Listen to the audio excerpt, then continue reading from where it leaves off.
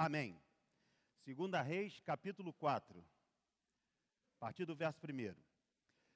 Certo dia, a mulher de um dos discípulos do profeta foi falar a Eliseu e disse: teu servo, meu marido, morreu, e tu sabes que ele temia o Senhor. Mas agora veio um credor que está querendo levar meus 2 filhos como escravos. Eliseu perguntou-lhe: como posso ajudá-la? Diga-me, o que você tem em casa? Ela respondeu: tua serva não tem nada além de uma vasilha de azeite.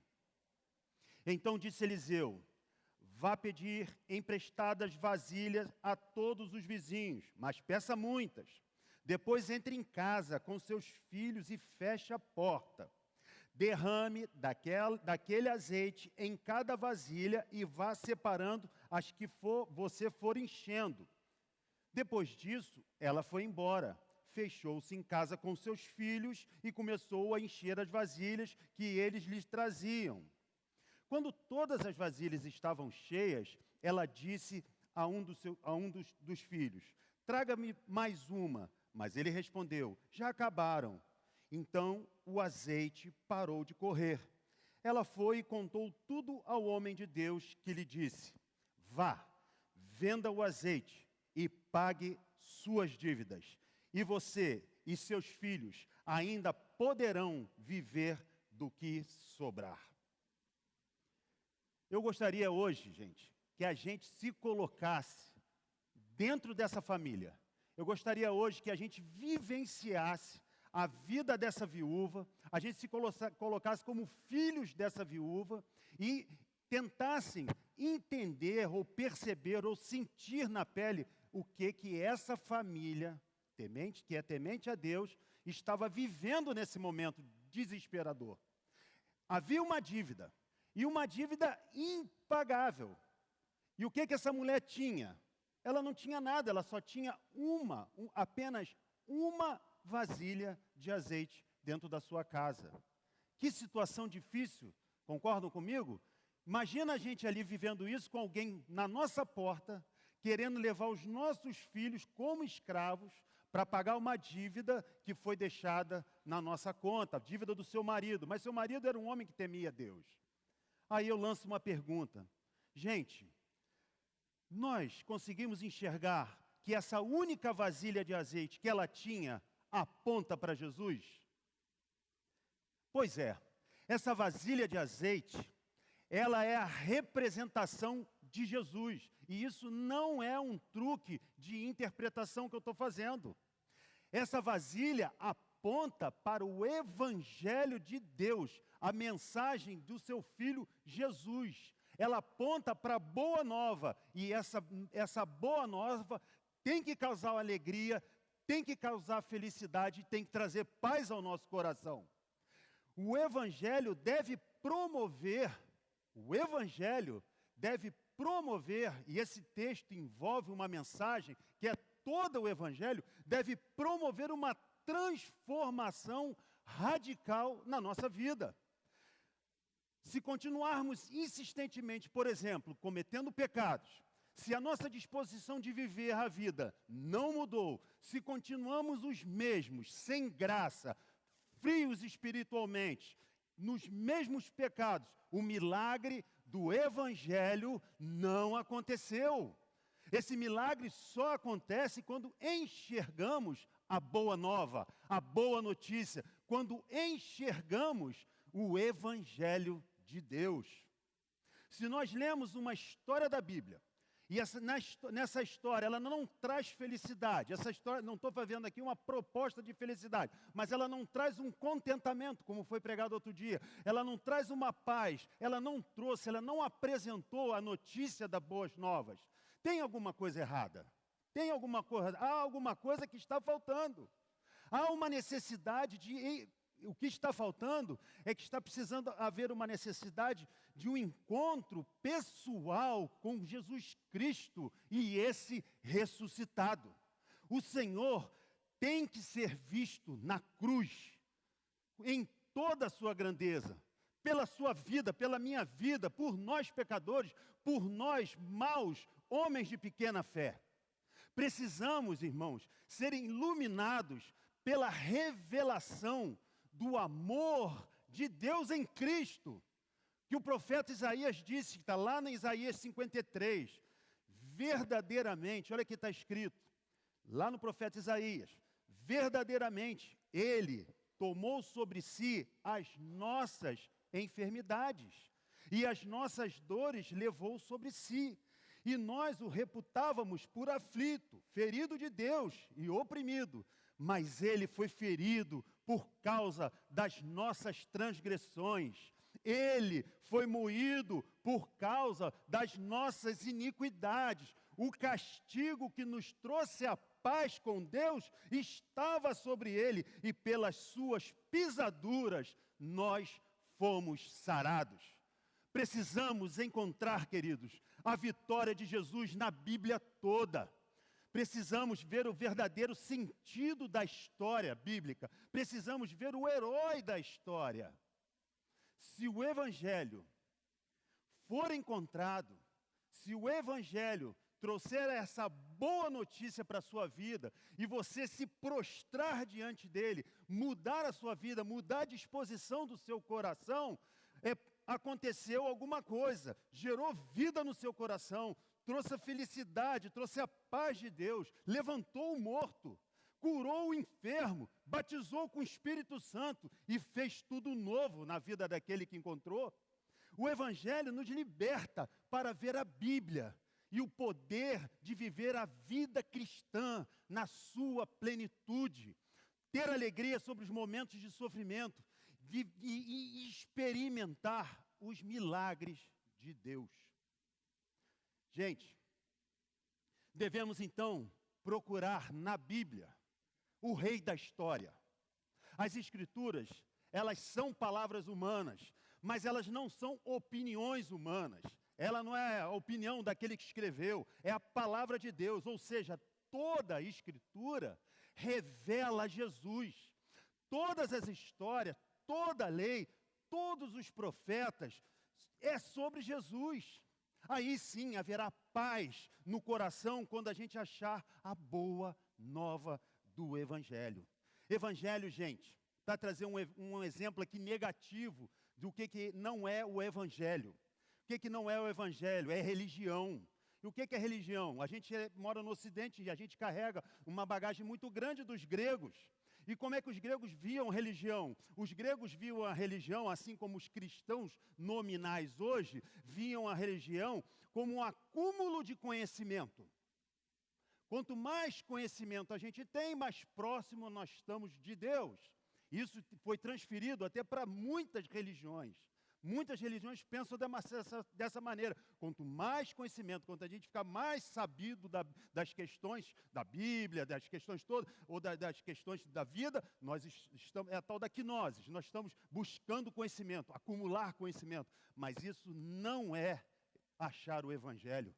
Outra coisa que não é achar o Evangelho foi a maneira como os judeus viram a religião, como um compêndio de instruções e de normas, um compêndio de instruções e normas que iam fazê-los se justificarem moralmente diante de Deus a partir do momento que eles cumprissem todo esse ordenamento legalista que estava na lei. Mas não é isso que a Bíblia fala. A Bíblia fala nos escritores do Novo Testamento que só temos o Evangelho quando a gente encontrar a boa nova, porque o Evangelho quer dizer alguma coisa aconteceu e a felicidade tem que tomar conta do nosso coração, uma consciência de que algo maravilhoso aconteceu para a nossa vida. Então, gente, a Bíblia, ela não é um livro de histórias desconectadas. A Bíblia não é um livro de histórias que não se entrelaçam. A Bíblia é um livro que ele é linear, a história é linear, ela tem começo, ela tem meio, ela não é um ciclo, ela é linear, e ela está dentro, o Senhor Deus que é eterno, ele comprime a história, ele começou e ele vai terminar a história, mas o Senhor entrou na história para resolver o nosso problema. Então, a Bíblia é uma narrativa que cada história, cada personagem, cada coisa aponta para além de si, aponta para um que é maior e melhor. Há uma única e melhor roupa de peles que vestiu Adão e Eva quando eles desonraram a Deus lá na desobediência, lá em Gênesis 3, 21. Ali ocorreu o primeiro sacrifício. Então aquela roupa de pele, ela tem um que é melhor e único. Outra coisa, há uma única e melhor arca que salvou a família de Noé. Há uma única e melhor fita vermelha que foi colocada na casa de uma prostituta chamada Raabe, que sinalizou a salvação daquela casa no dia que os israelitas iam tomar Jericó, tá certo? Há uma única rocha que não deveria ser batida 2 vezes por Moisés. Há um único cordeiro da Páscoa, inocente, perfeito, indefeso, escravizado, para que o anjo da morte passasse por nós. Jesus, meu irmão, é o verdadeiro templo. Jesus é o verdadeiro profeta. Jesus é o verdadeiro sacerdote. Jesus é o verdadeiro rei. Jesus é o verdadeiro sacrifício. Jesus é a verdadeira luz que brilhou nas trevas. Quando Deus disse lá atrás em Gênesis, logo no começo da Bíblia, disse Deus, haja luz. Jesus brilhou nas trevas. O evangelho já estava sendo apontado. O verdadeiro pão que desceu do céu é Jesus. A verdadeira vasilha de azeite é Jesus. A Bíblia não é um livro de histórias desconectadas, é uma narrativa linear, única, que aponta para Jesus, o Filho de Deus. E aonde que eu quero chegar?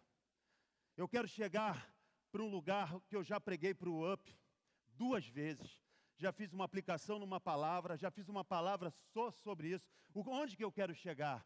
Eu quero chegar que essa vasilha de azeite é uma narrativa que aponta para um jardim chamado Jardim do Getsemane, onde Jesus sozinho foi moído, esmagado e o azeite escorreu para acender a lamparina, para a gente encontrar o caminho de Deus. Escorreu para encher a nossa botija, para pagar a minha e a sua dívida.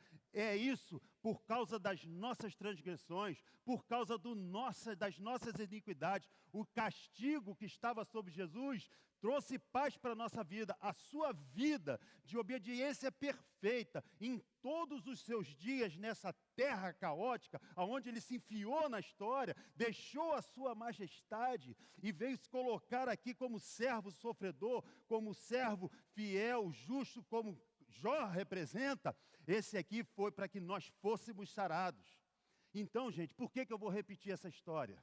Por que eu vou repetir essa história? Por que a gente se reúne toda sexta? Por que a gente se reúne todo sábado? Por que a gente se reúne para ouvir o evangelho todo domingo? Por que a gente se reúne como célula? Por que a gente se reúne sempre para orar? Sabe por quê? Por causa da nossa carne, por causa da nossa natureza, por causa desse pecado que tenazmente nos assedia e que nos afasta do Senhor, porque a nossa natureza caída e pecaminosa faz a gente se esquecer e não se dar conta dessa maravilha que é o Evangelho. Então, eu vou dar aqui, Jesus sai da ceia, como eu falei para vocês, sai da ceia, passa pelo Vale do Cedron, chega num lugar chamado Jardim do Getsemane, que é a base do Monte das Oliveiras. E ali no Jardim do Getsemane tinham várias prensas de azeite. Ele, nessa ocasião, ele só estava com os 11, porque aquele que tinha traído já tinha ficado para trás, lá catando as suas 30 moedas de prata, porque ia vender o mestre. Então ele veio com os 11, mandou 8 ficar um pouquinho distante, trouxe 3 mais junto dele, Pedro, Tiago e João, e chegou e abriu o coração. Gente, fica aqui comigo orando. Meu coração hoje, ele está triste, numa tristeza profunda, lá no Jardim do Getsemane. Tristeza profunda.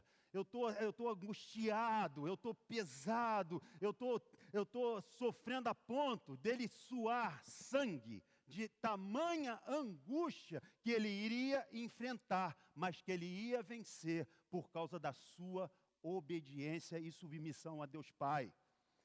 Mesmo sendo Deus, ele não se afastou da cruz.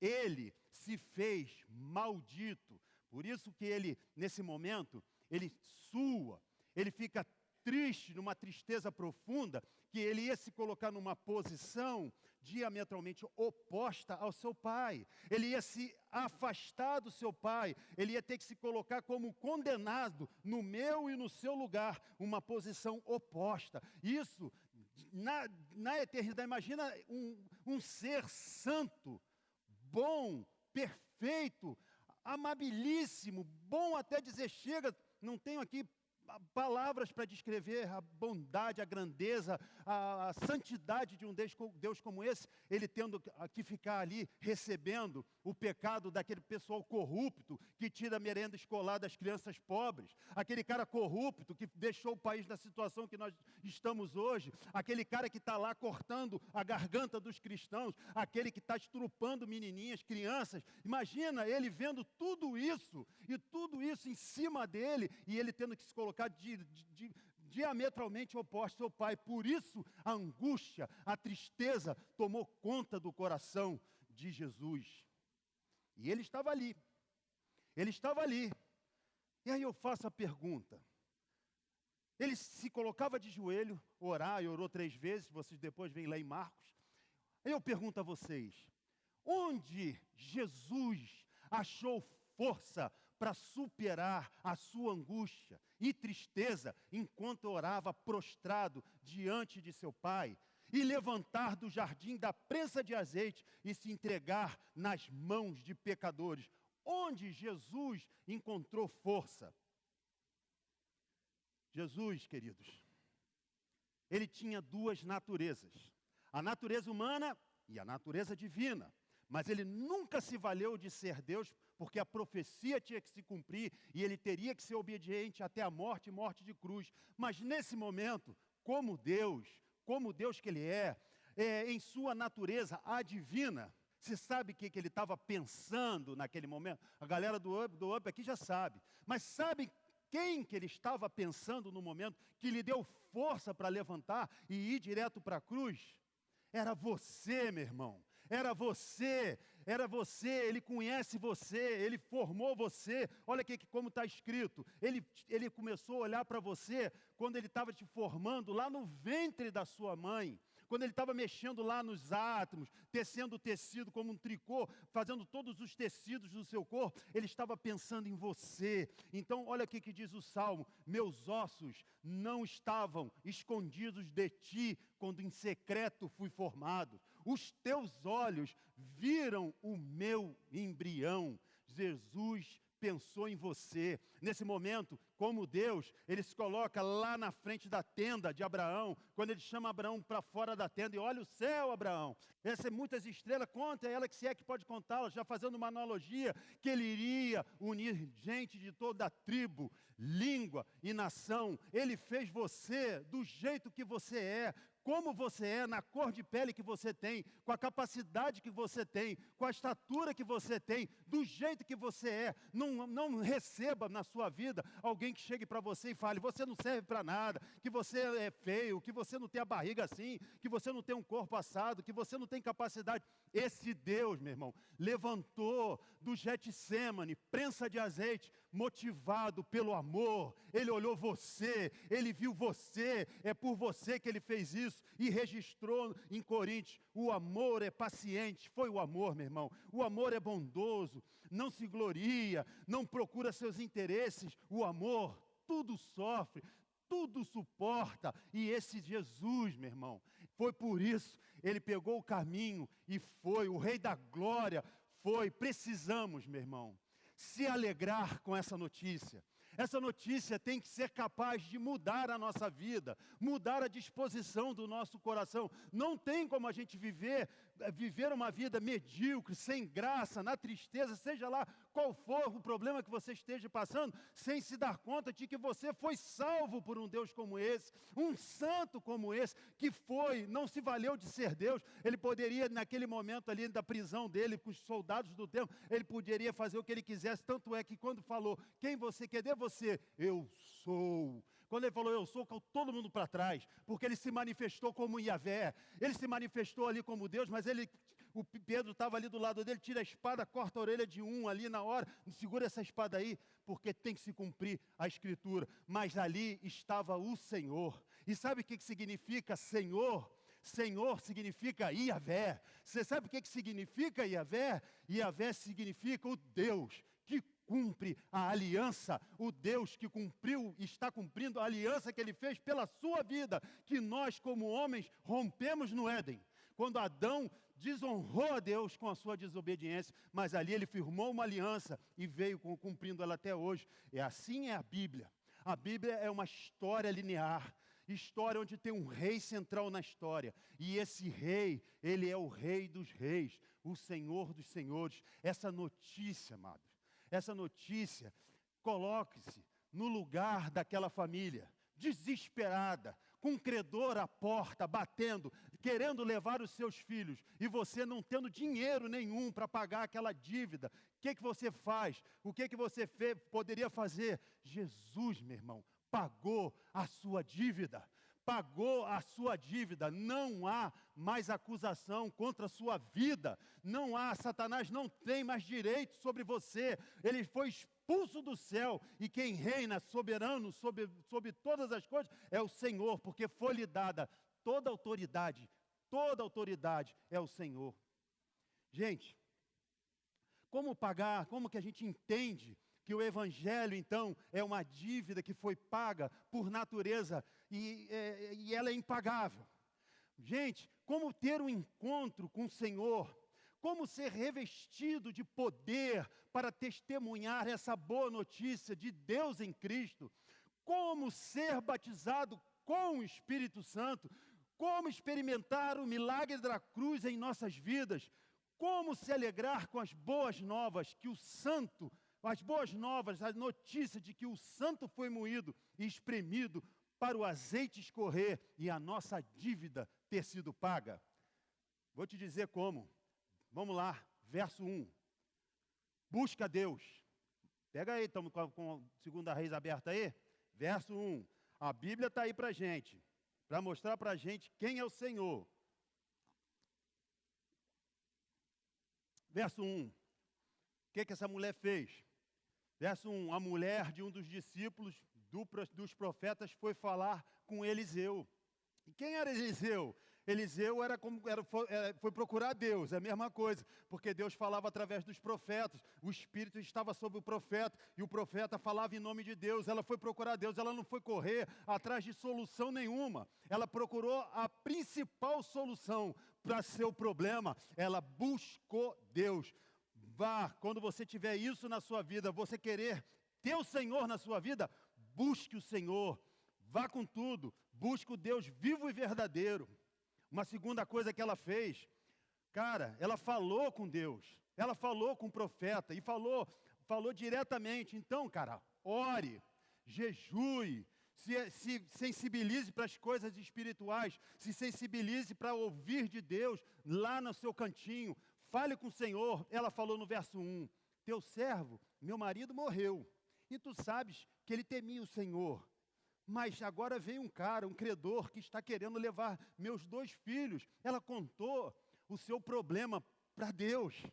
Ela entregou o seu problema aos pés do Senhor. Ela colocou a sua vida e a sua dependência. Ela mostrou humildade. Ela mostrou que ela não teria capacidade de fazer nada, mas ela se coloca diante de um Deus que tem a solução para a vida dela. Então foi assim que ela fez. Outra coisa que ela fez, sabe o que ela fez? Ela obedeceu. Então obedeça à prescrição de Deus.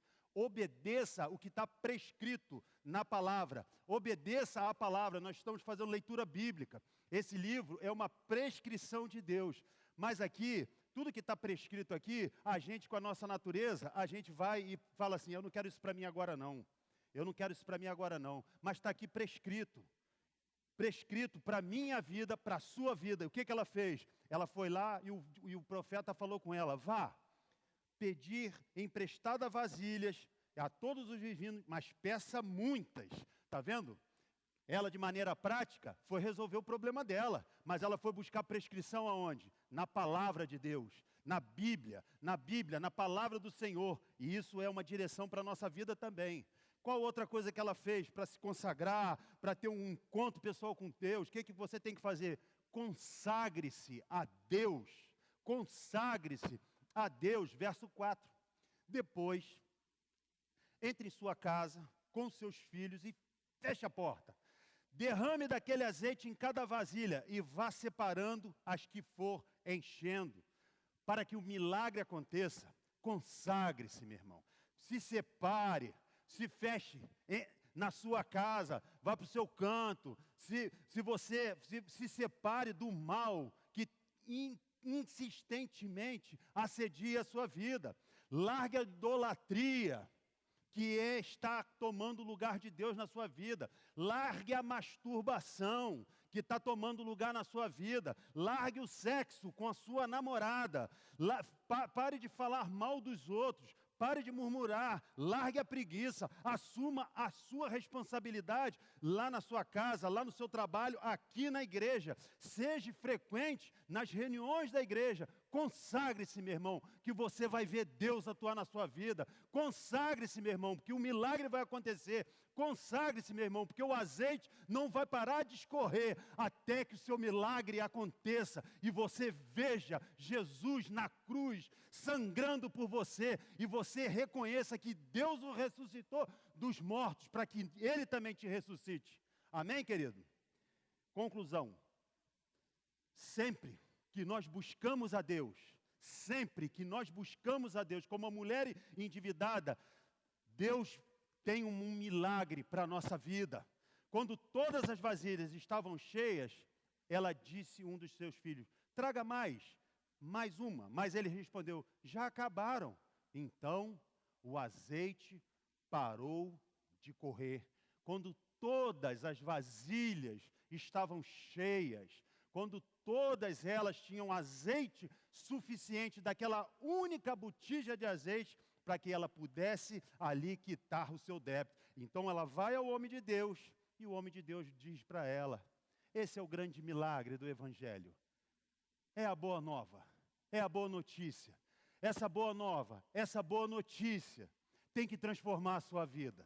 Se você não consegue enxergar Jesus, querido, nos livros da Bíblia, você não consegue enxergar o rei da história, você não consegue ver a Bíblia, aproveita o plano de leitura anual, vamos cair dentro, vamos ver Jesus na Bíblia, vamos encontrar o Evangelho de Jesus da Bíblia que está de Gênesis a Apocalipse. Você vai ver que o azeite só parou de escorrer na última botija. Aí eu vou arriscar até aqui uma coisa que eu não ia botar, mas Deus está falando, eu vou falar. Quando este Evangelho for pregado a toda criatura, então virá o fim. Quando a última botija de azeite ficar cheia, porque o azeite é muito simbólico, ele colocava o azeite de cima para baixo. Quando Jesus subiu, o véu também rasgou de cima para baixo. Quando Jesus subiu, ele mandou que o quê? Que o Espírito Santo viesse para a terra. E quando esse Espírito Santo encheu o último e revelar seu último pecador eleito, o Senhor Jesus vai cruzar os céus